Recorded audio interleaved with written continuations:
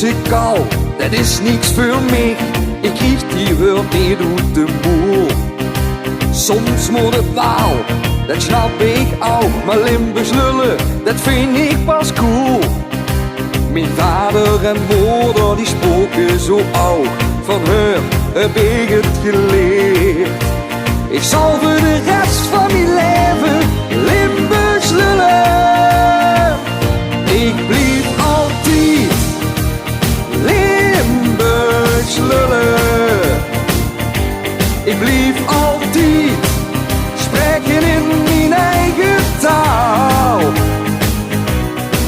Heb het op mijn tong getatoeëerd. Het was het eerste dat ik heb geleerd. Doe maar normaal, al in die eigen taal.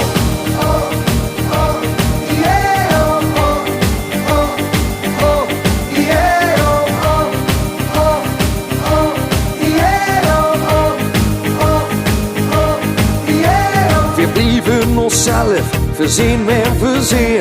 Het Limburgs dat zit in ons bloed. We zijn hier niet geboren, dat maakt ook niks uit. Het Limburgs verstijt ze toch goed. Mijn vader en moeder die spoken zo oud. Van hun heb ik het geleerd. Ik zal voor de rest van mijn leven Limburgs lullen. Ik blijf altijd Limburgs lullen. Ik blijf altijd spreken in mijn eigen taal. Heb het op mijn tong getatoeëerd. Het was het eerste dat ik heb geleerd. Doe maar normaal, al in die eigen taal.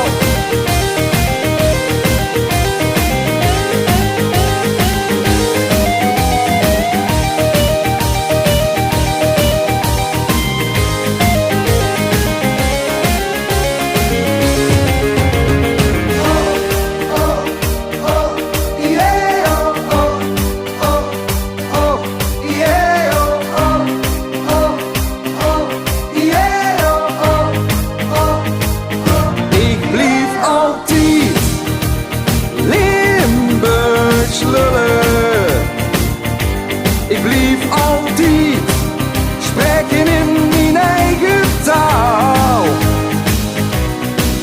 Heb het op mijn tong getatoeëerd. Het was het eerste dat ik heb geleerd. Doe maar normaal, al in die